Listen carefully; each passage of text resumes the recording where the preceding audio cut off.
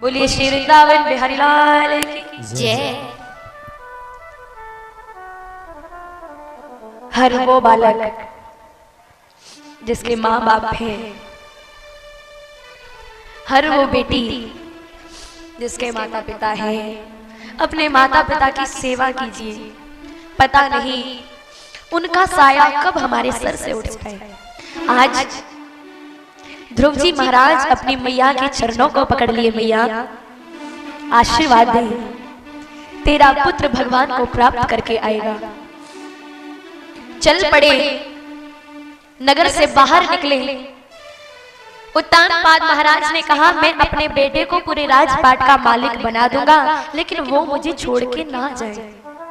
मना कर दिया पिताजी, हमें आपका राजपाट नहीं चाहिए।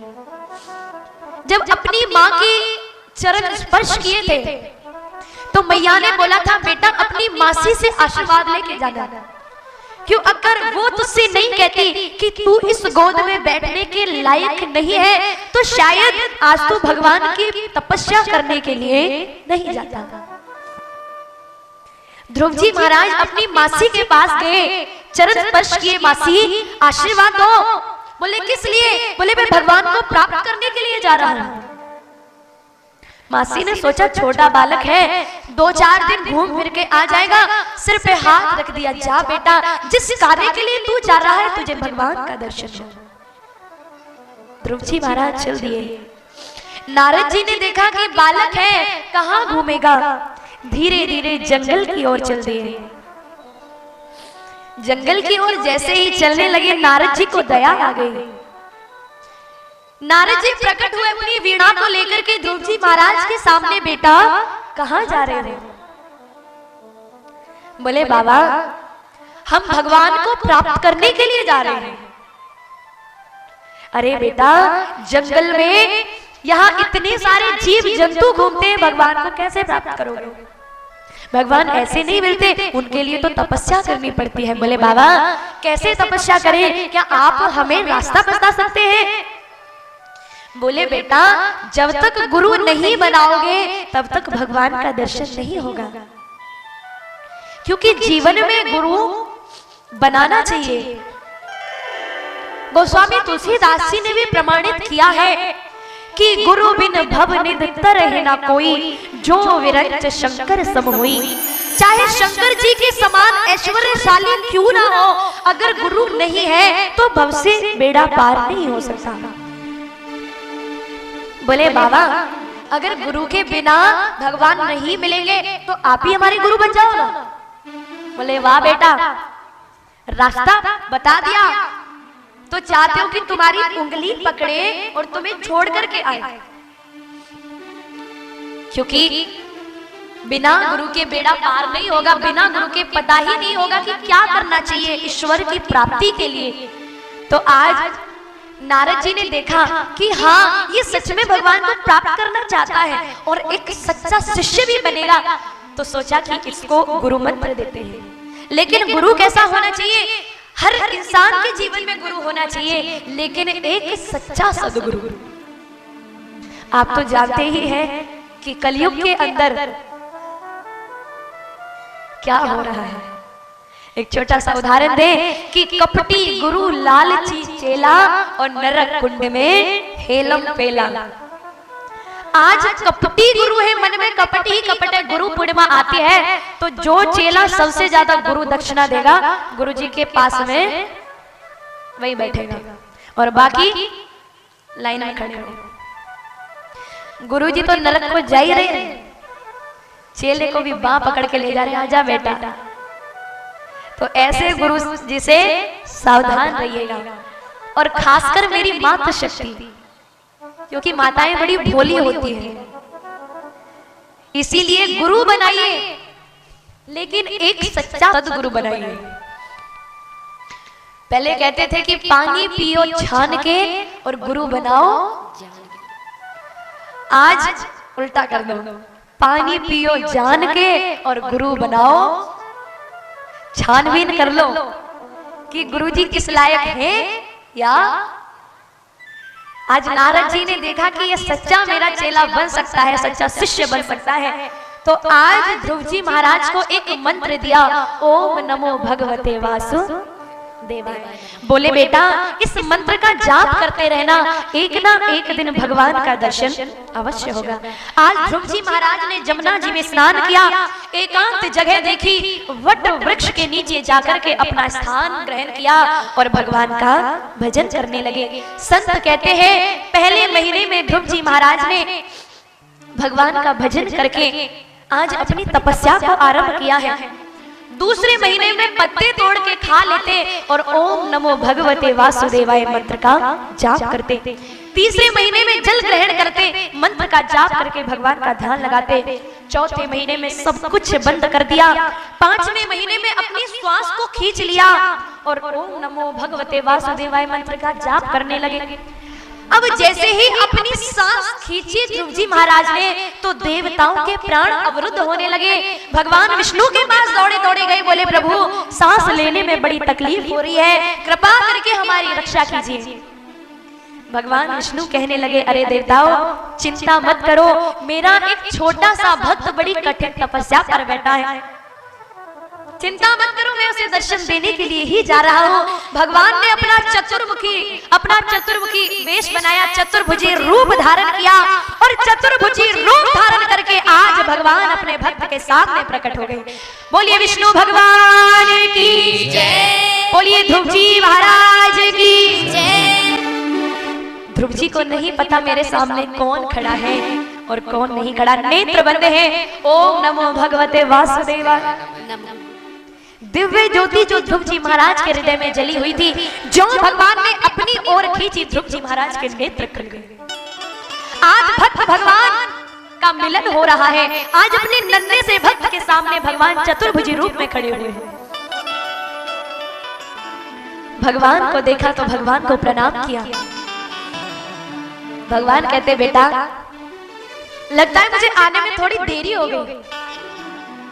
भक्त ध्रुव कहते हैं प्रभु आपकी गोदी के प्राप्त करने के लिए हम यहाँ बैठे थे। आज ध्रुव जी महाराज को भगवान ने अपनी गोद में बिठाया है। बोले प्रभु इसीलिए तो हम आए थे, आज आपकी कृपा हो गई, इससे ज्यादा हमें कुछ नहीं चाहिए। बोले बेटा कुछ तो मांग लो। बोले प्रभु जीवन में जिसको आप मिल गए, जीवन में जिसने आपका दीदार कर लिया, क्या उसको किसी चीज की आवश्यकता होगी? आज भगवान ने अपने भक्त को दर्शन दिया और प्रभु वहां से अंतर ध्यान हो जाते हैं। ध्रुव जी महाराज अपने घर के लिए वापस चल देते हैं। जिस ध्रुव जी महाराज को मासी ने ताना दिया था, वो तानपाद महाराज ने भी कोई खबर सुध नहीं ली। आज पता चला कि भगवान का दर्शन हुआ है तो ध्रुव जी के लिए हाथी घोड़े पालकियां भिजवा रहे हैं। क्यों? गोस्वामी तुलसीदास जी लिखते हैं, जा पर कृपा राम की होई,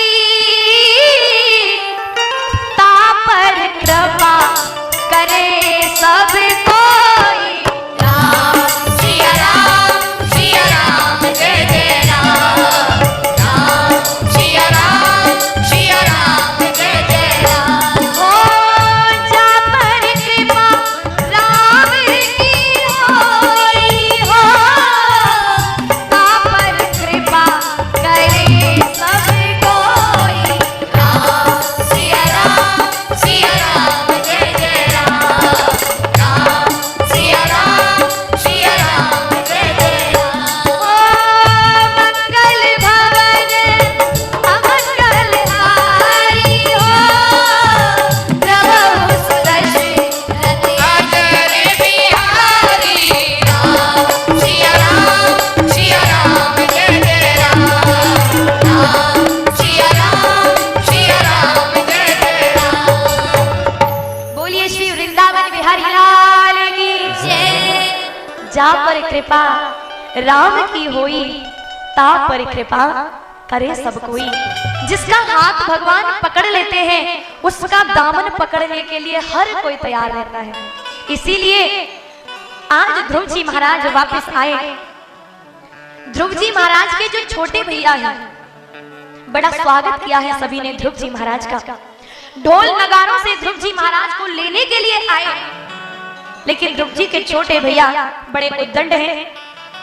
एक दिन कुबेर के बाग में चले गए, वहां तोड़ फोड़ मचा दी, पेड़ों को खाड़ना शुरू कर दिया और क्रोध में आकर के कुबेर ने उनकी मृत्यु कर दी।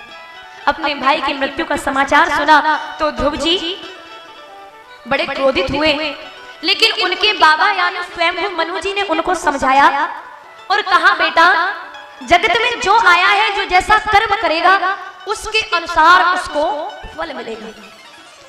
संतों का मानना है कि 36,000 वर्षों तक ध्रुव जी महाराज ने राज्य सुख भोगा है और उसके पश्चात ध्रुव जी महाराज को उत्तम लोक की प्राप्ति हुई है। बोलिए गोविंद भगवान की जय। आचार्य श्री सुखदेव जी महाराज राजा परीक्षित को कहते हैं, राजा ध्रुव जी के पुत्र हुए उत्कल, उत्कल के पुत्र हुए अंग, अंग के पुत्र हुए वेन। इस तरह उनकी वंशावली का वर्णन करते हैं। श्री सुखदेव जी महाराज राजा परीक्षित को एक कथा और श्रवण कराते हैं। बोले, हे राजा, अब मैं आपको प्रियव्रत जी का चरित्र श्रवण कराता हूँ। कहते हैं, राजा प्रिय यानी अच्छा और व्रत यानी प्रतिज्ञा। जिसने जीवन में अच्छी व सुंदर और कठिन निर्णय लिया हो, प्रतिज्ञा की हो, वही जीव प्रियव्रत कहा जाता है। प्रियव्रत महाराज जी की उन्होंने एक निर्णय लिया था, एक प्रतिज्ञा की थी कि हम जीवन में कभी विवाह नहीं करेंगे। अब भगवान ने सोचा, अगर ये विवाह नहीं करेंगे तो सृष्टि आगे कैसे बढ़ेगी। सब कुछ छोड़ छाड़ के जंगल में चले गए। ब्रह्मा जी ने देखा तपस्या कर रहे हैं, अगर तपस्या पूर्ण हो गई तो सृष्टि आगे कैसे बढ़ेगी, सृष्टि को कौन निर्माणित करेगा। ब्रह्मा जी प्रियव्रत महाराज को समझाने गए, बेटा आपको उपदेश दिया, प्रियव्रत महाराज को बहुत समझाया। प्रियव्रत महाराज घर वापस आए हैं और विश्वरूप की पुत्री के साथ प्रियव्रत महाराज का विवाह हो गया, जिनकी 10 संतानें हुई, 10 पुत्र हुए। सबसे बड़े पुत्र का नाम था आगनीद्र महाराज। आगनीद्र के हुए नाभि, नाभि के हुए ऋषभदेव जी। ऋषभदेव जी का विवाह इंद्र की पुत्री जयंती के साथ हुआ है, जिनके 100 विवाह हुए हैं। सबसे बड़े पुत्र का नाम है भरत और इन्हीं भरत जी महाराज का विवाह पंचजनी के साथ हुआ, जिनके 10 पुत्र हुए। भरत जी महाराज ने अपना सारा राजपाट अपने 10 पुत्रों में बांट दिया और स्वयं सब कुछ छोड़ छाड़ के भगवान की तपस्या के लिए चले गए। तपस्या करने के लिए कहां गए? जंगल में। गंडकी नदी के सहारे अपना स्थान ग्रहण कर लिया और नदी में स्नान करके तपस्या के लिए बैठ जाते हैं। वहां मानसिक पूजा करते हैं भरत जी महाराज। एक रोज भरत जी महाराज स्नान कर रहे थे। एक हिरनी जो कि गर्भवती है, उसके पीछे कुछ सिंह भाग रहे हैं। वो सिंह उसको पकड़ना चाहते हैं। गर्भवती है, आगे आगे भाग रही है। नदी के किनारे पहुंची, जिस नदी के किनारे भरत जी महाराज स्नान कर रहे थे। अब जैसे ही नदी पार करने के लिए हिरनी ने छलांग लगाई तो उसका गर्भ उस नदी में गिर गया। बहता बहता वो छोटा सा हिरनी का बालक भरत जी महाराज के पास आया। भरत जी महाराज ने उसके दोनों हाथों में उठा लिया और उसको नदी के किनारे अपनी छोटी सी जो कुटिया बनाई थी उसमें लाके बिठा लिया। भरत जी महाराज उसका पालन पोषण करने लगे और जैसे माँ अपने छोटे से बालक का ध्यान रखती है, सेम भरत जी महाराज उस छोटे से हिरनी के बालक का ध्यान रखते हैं। अब तो भरत जी महाराज का मन तपस्या में कम और उस हिरनी के बच्चे में ज्यादा फंस गया। अब कहते हैं जिसके साथ हमारा ज्यादा लगन होती है तो हमें याद भी उसी की ज्यादा आती है।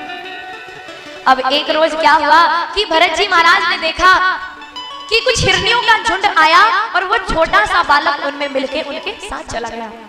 भरत जी महाराज के मन में एक प्रसन्न आता कि वो छोटा सा बालक मेरे बिना कैसे रहेगा, कैसे खाएगा, कैसे पिएगा, कोई उसका ध्यान रखेगा या नहीं। भरत जी महाराज का भजन तो टूट गया, बस हर समय उसी की याद आती है। कहते हैं धीरे धीरे समय बीता।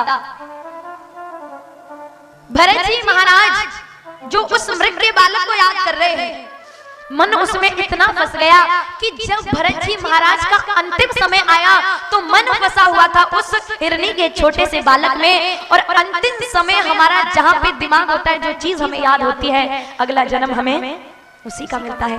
भरत जी का जब अंतिम समय आया, पंच तत्व शरीर जब प्राण निकलने वाले थे, पंच तत्व मिट्टी में विलीन होने वाला था, तो याद थी उस मृग के बालक में, सो आज भरत जी अगले जन्म में मृग बन गए। संतों ने एक भाव रखा है कि जैसा भाव अंतिम समय में आएगा, अगला जन्म आपको वैसा ही मिलेगा। इसीलिए आपको बार बार कहा जाता है कि घर में गैया मैया को पाल के रखिए। गैया मैया के अंदर 33 कोटि देवी देवता विराजमान है। ना जाने किस भगवान का नाम आपके अंतिम समय आपके मुख पर आ जाए। बहुत से भक्त सोचते हैं कि अभी तो बचपन है, बचपन में भगवान का भजन नहीं करते, थोड़े बड़े हो जाएंगे फिर करेंगे। बड़े होने के बाद इतना बिजी हो जाते हैं, भजन नहीं हो पाता। फिर सोचते हैं थोड़ा करियर सेट हो जाए फिर भजन करेंगे, फिर बिजी हो जाते हैं, भजन नहीं होता, धीरे धीरे बुढ़ापे की ओर निकल लेते हैं। अब जब भैया पूरे जीवन भजन नहीं किया तो बुढ़ापे में भगवान का नाम मुख पे आएगा। गोस्वामी तुलसीदास जी कहते हैं, जन्म जन्म मुनि जतन कराही, अंत राम मुख आवत राही।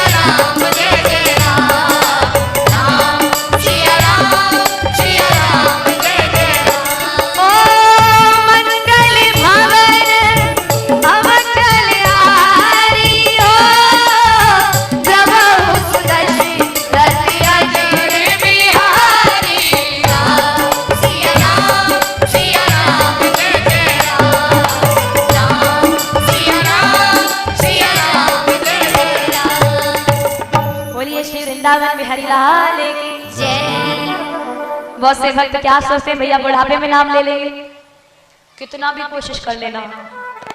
कहते हैं ना कि बोलने को दी जुबान तू बोलता क्यों नहीं, लेने को राम नाम मुख खोलता क्यों नहीं। आज का ना बोलना उस दिन तुझे याद आएगा, तू बोलना तो चाहेगा पर बोल भी ना पाएगा। इसीलिए मैं तो बार बार कहती हूँ भैया मैया पाल लो, फायदे में रहोगे। अगर ऐसा हो गया, जो भक्त घर में कुत्ता पालते हैं और अंतिम समय में अगर कुत्ते का स्मरण रहा तो अगले जन्म में क्या बनेंगे। तो इसीलिए ऐसा समय ना आए। आज तो भरत जी महाराज का स्मरण रहा मृग में और अगली योनि मृग की रही। धीरे धीरे समय बीता, विचार करने लगे कि इस बार इस देह से मुझे छुटकारा मिले तो अगले जन्म में किसी से मोह नहीं करूंगा। धीरे धीरे समय बीता है। भरत जी महाराज का जो देह थी उस मृग के शरीर में, उससे भरत जी महाराज को एक रोज छुटकारा प्राप्त हुआ। धीरे धीरे समय बीता तो अगला जन्म एक ब्राह्मण के यहाँ भरत जी महाराज का होता है। 4 पुत्र होते हैं जिनमें भरत जी महाराज सबसे छोटे होते हैं। भरत जी महाराज ने निश्चय किया था कि भैया किसी से मोह नहीं रखेंगे, तो आज ना कोई हमारा और ना ही हम,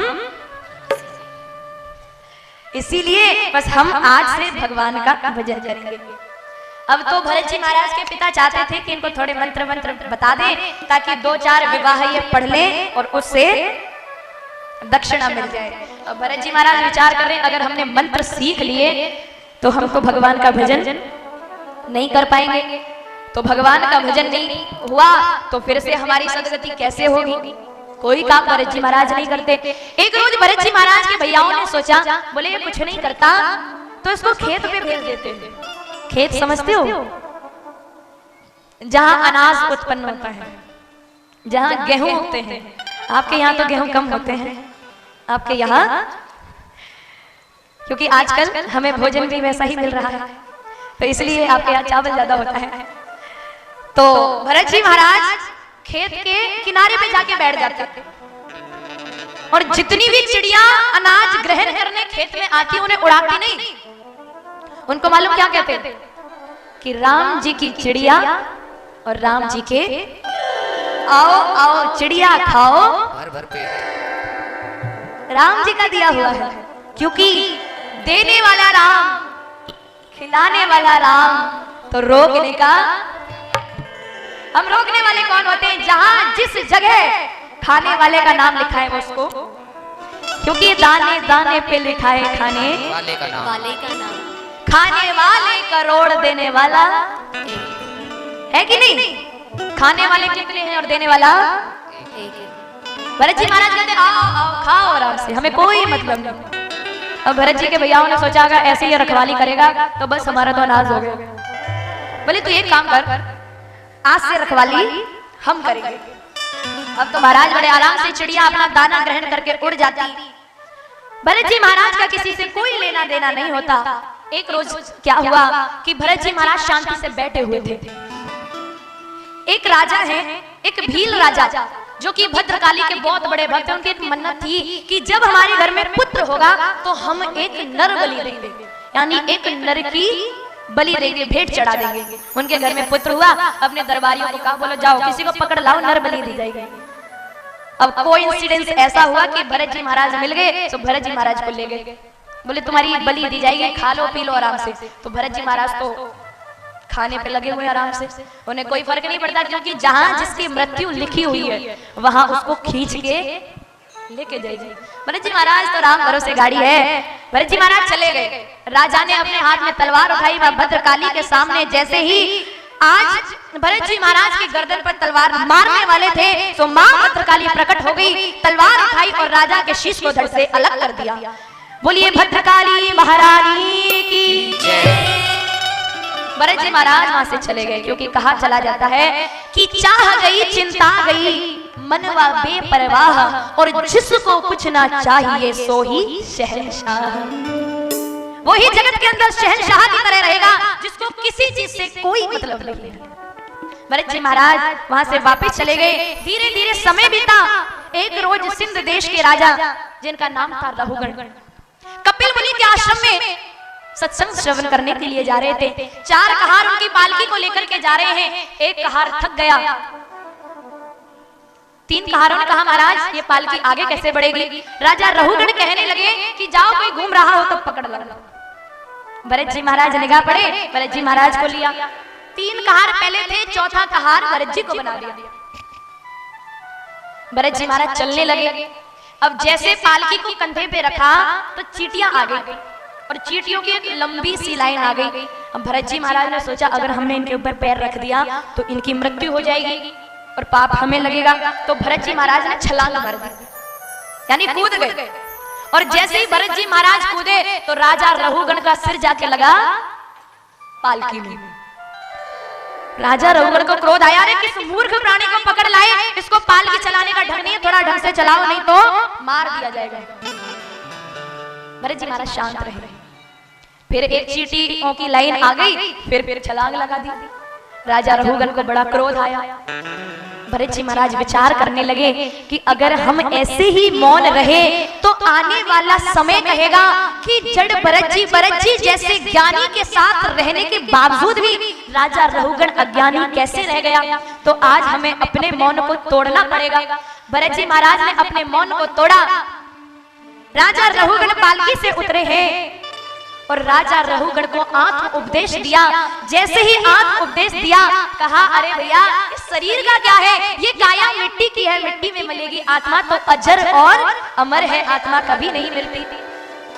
आज रहुगण विचार करने लगा, लगता है कोई ज्ञानी महाराज है और आगे बड़े आत्म उपदेश दे रहे हैं, अपना परिचय दे रहे हैं। तो राजा रहुगण आज विनम्र हो गए, हाथ जोड़ करके जड़ भरत जी के चरणों में बैठ गए।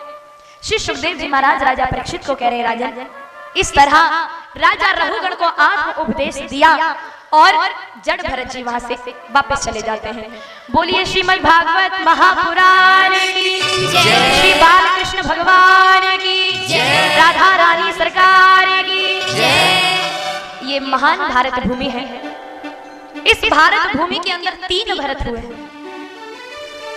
मां केकई पुत्र भरत जी, श्रीमद् भागवत के जो ज्ञानी हैं जिनका नाम है जड़ भरत जी, और दुष्यंत नंदन शकुंतला कुमार श्री भरत जी महाराज।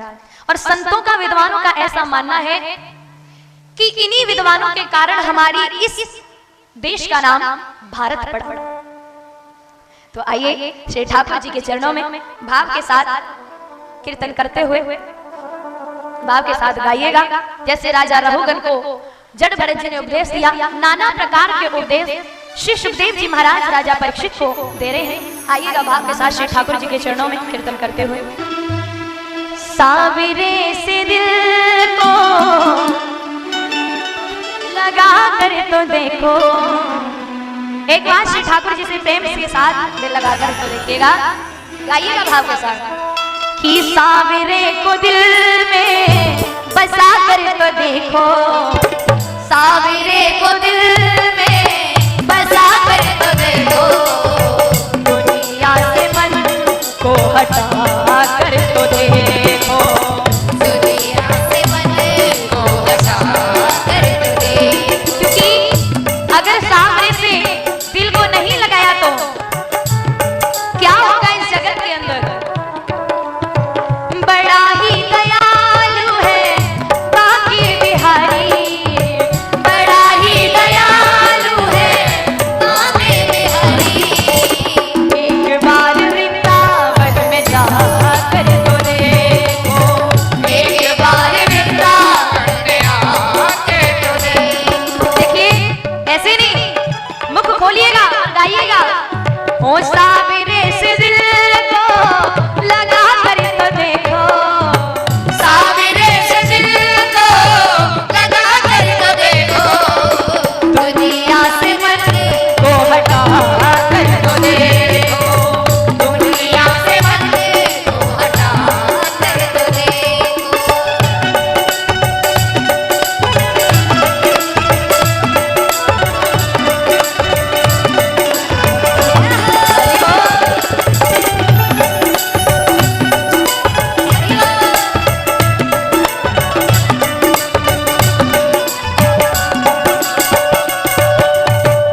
मीरा ने जैसे गिरधर को पाया, मीरा ने जैसे गिरधर को पाया। एक कृष्ण दीवानी हुई, कौन थी? मीरा।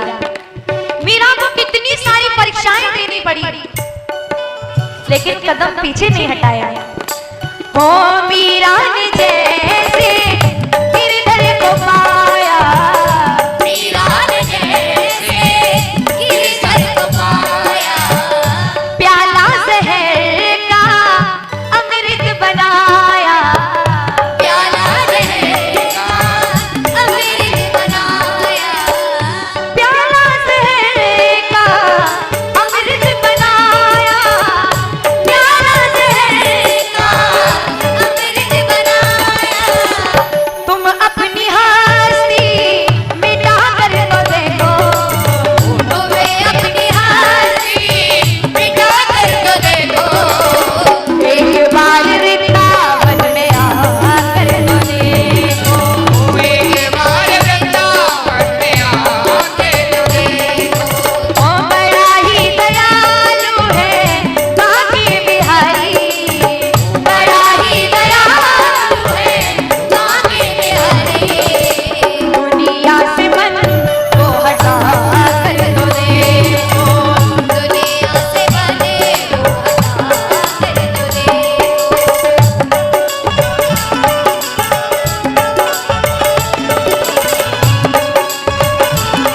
गाना बजाते हुए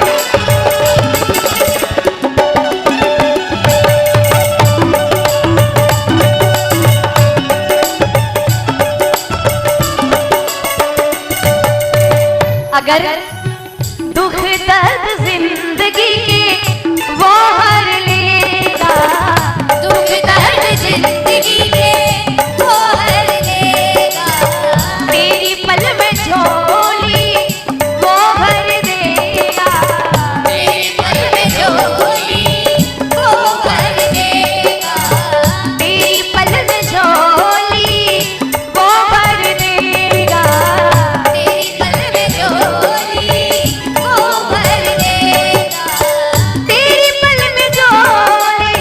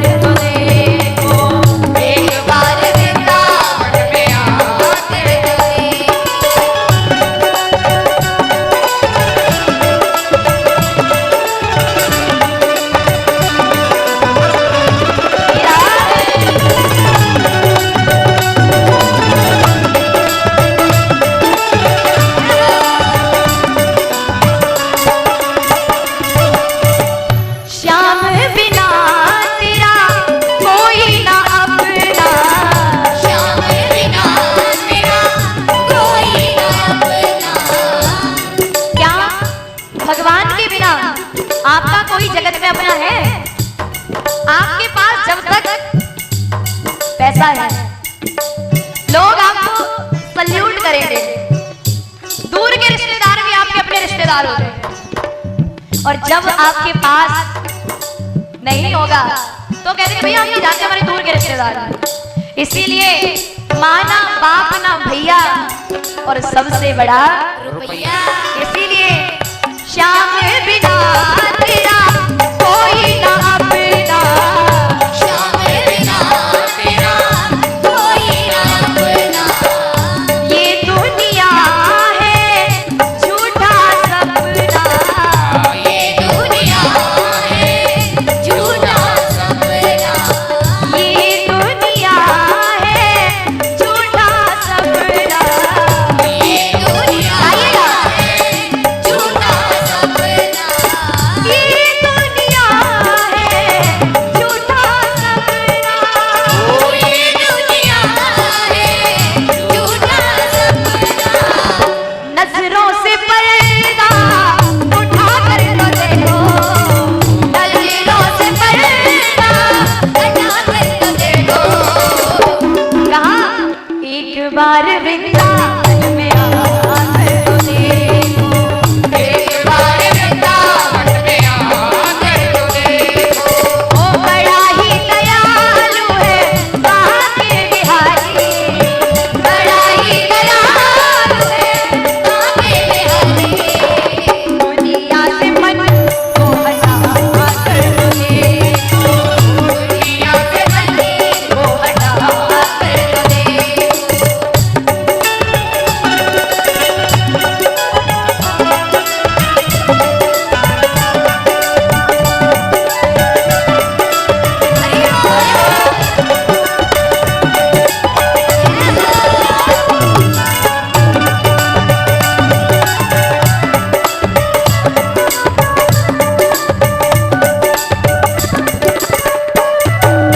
कहते हैं कि एक भक्त वृंदावन गया, ठाकुर जी के सामने खड़ा हो गया, उसको एक लाइन याद आ गई, ठाकुर जी को देख देख के कह रहा है, श्याम जाने जिगर तूने पहली नजर, श्याम जाने जिगर तूने पहली नजर, जब नजर से मिलाई मजा आ गया, श्याम जाने जिगर तूने पहली नजर, जब नजर से मिलाई मजा आ गया।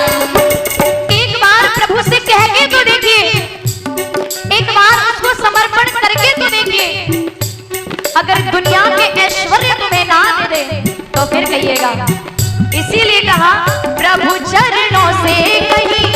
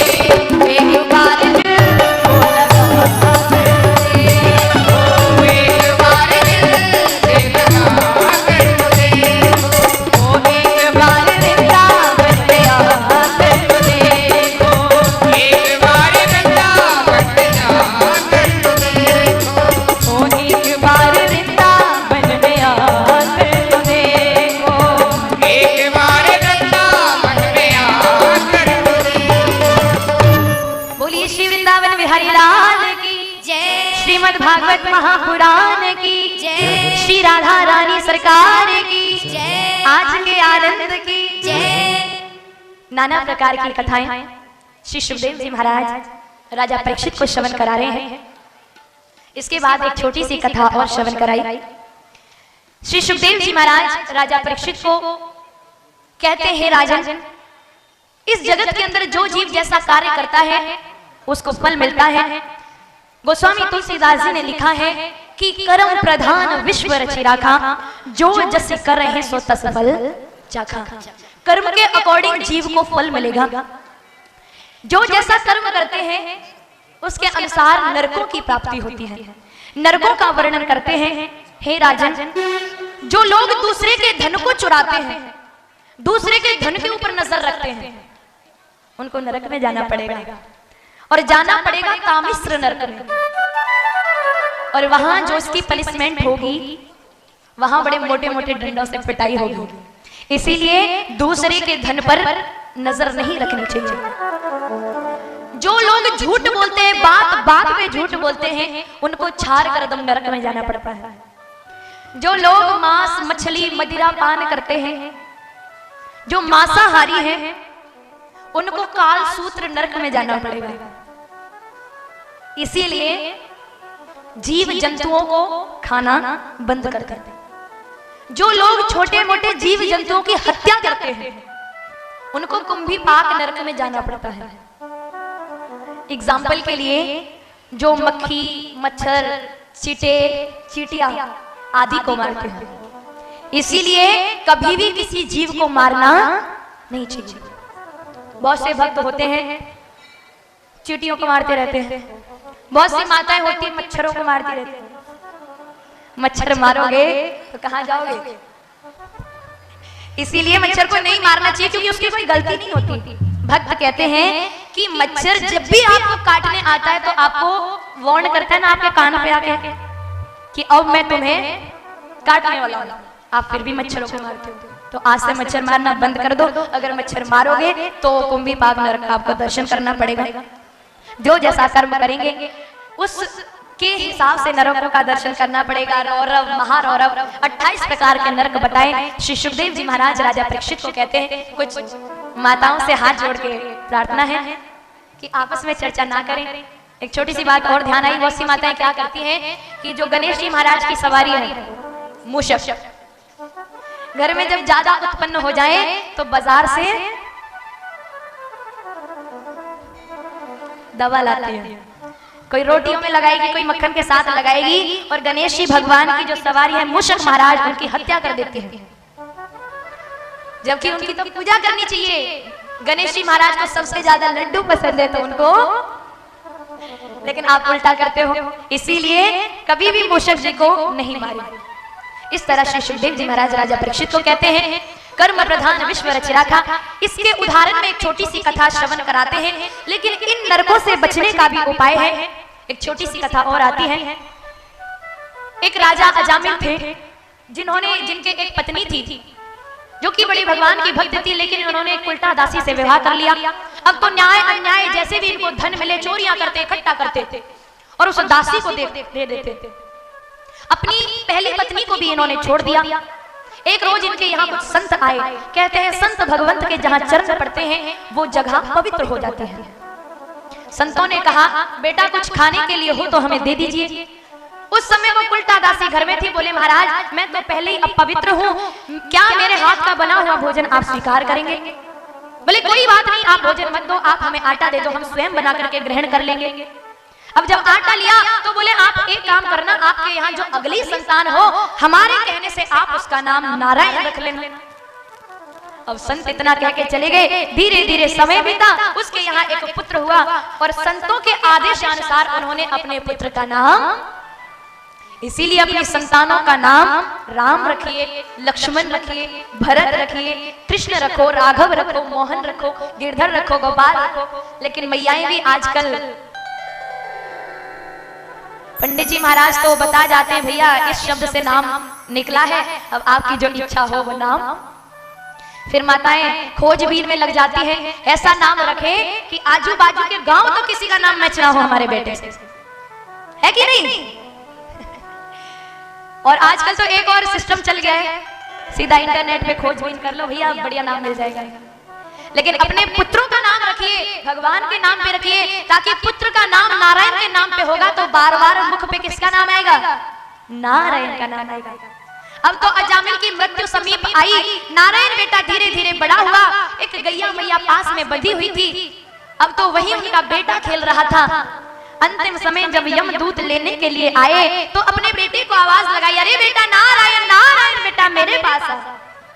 अंतिम समय में जब यमदूत आए और नारायण नारायण का नाम सुना तो देवदूत भी वहां आ गए। अब यमदूत कहते बोले सारा जीवन इसने बुरे कार्य किए तो इसको हम लेके जाएंगे, और देवदूत कहते कि सारा जीवन इसने कुछ भी किया लेकिन अंत समय नारायण बोला तो इसीलिए हम इसको देवलोक लेके जाएंगे। श्री सुखदेव जी महाराज राजा परीक्षित को कहते हैं, राजन भगवान के पार्षद आए और अजामिल को प्रभु के धाम लेकर के चले गए। बोलिए गोविंद भगवान की जय। इसीलिए नरक में जाने से बचा जा सकता है। हर पल हर घड़ी भगवान का नाम मुख पे होना चाहिए। गोस्वामी तुलसीदास जी ने लिखा, भाए को भाए अनखयाल सहु, नाम जपत मंगल दिस दसहु। कि कहा लगी नाम बढ़ाई, राम न सकहि नाम गुण गाई। कि कलयुग केवल नाम अधारा, सुमिर सुमिर नर उतरहि पारा। नरकों से बचिए। माताएं जब भी भोजन बनाती हैं तो जाने अनजाने कितने जीव मरते हैं, इसीलिए मुख पर गाते रहिएगा, हरे कृष्ण कृष्ण कृष्ण हरे राम राम राम। दो घड़ी कीर्तन करते हैं, हरे कृष्णा कृष्णा कृष्णा हरे हरे, हरे कृष्णा हरे कृष्णा हरे कृष्णा हरे हरे। ओ हरे राम राम राम हरे हरे, हरे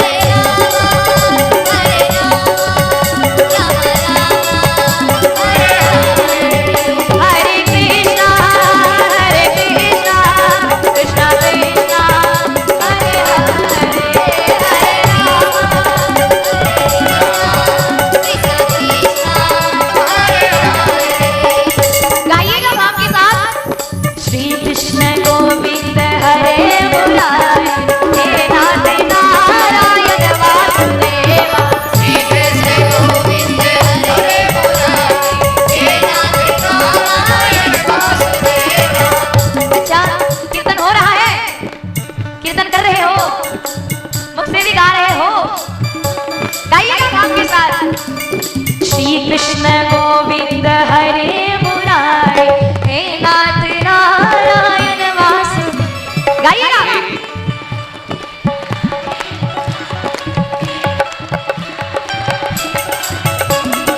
यही कीर्तन अगले 4 दिन और चलेगा।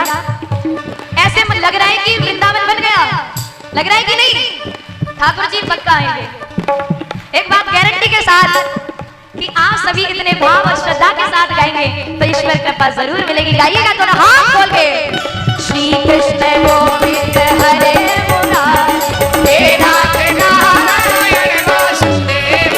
श्री कृष्ण गोविंद हरे मुरारे, हे नाथ नारायण वासुदेव। राधे कृष्ण राधे कृष्ण राधे कृष्ण राधे कृष्ण राधे कृष्ण राधे कृष्ण राधे राधे राधे कृष्ण राधे कृष्ण राधे कृष्ण राधे राधे राधे राधे कृष्ण राधे राधे राधे कृष्ण हरे कृष्ण हरे कृष्ण हरे कृष्ण हरे कृष्ण हरे कृष्ण हरे कृष्ण हरे राम राम राम हरे हरे,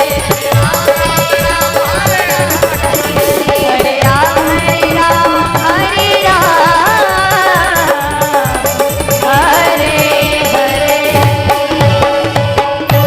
बोलिए श्रीमद् भागवत महापुराण की